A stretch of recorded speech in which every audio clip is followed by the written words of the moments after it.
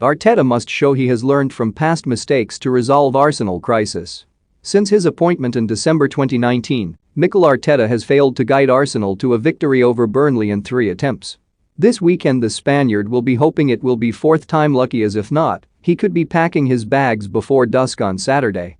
Arsenal have won just once this season so far, unconvincingly beating relegation favourites Norwich City 1-0 thanks to a Pierre-Emerick Aubameyang goal.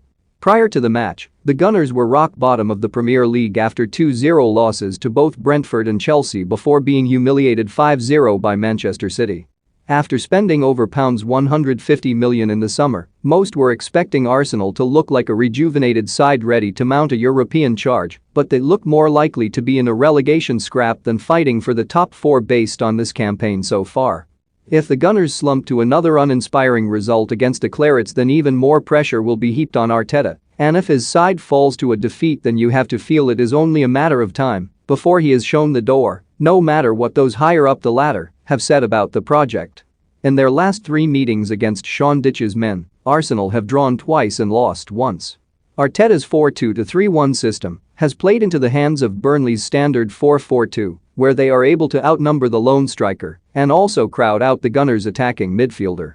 So, with Granit Xhaka suspended after his dismissal against City, the Emirates Stadium outfit could be relying on predominantly defensive-minded midfielders Albert Sambi-Lokonga and Thomas Partey to pull the strings in the midfield unless want-away midfielder Ainsley Maitland-Niles starts, but even he might not be up to the task.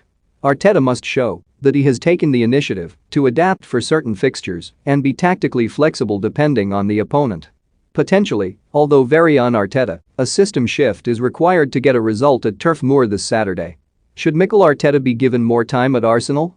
Comment below. The former Manchester City coach has a group of defenders who look far better suited to a back 3 than a rigid back 4, meaning that Arteta could play 2 up top, bringing in Alexander Lacazette, or adopt a formation similar to Thomas Tuchel's at Chelsea and overload the white areas. Summer signing Ben White played in a back 3 at Brighton, and Kieran Tierney has shown previously he can play as a left-sided centre-back. If the pair played either side of 23-year-old Gabriel and Takehiro Tomiyasu and Nuno Tavares pushed on his wingbacks, then Arteta could have a very strong foundation to build off of.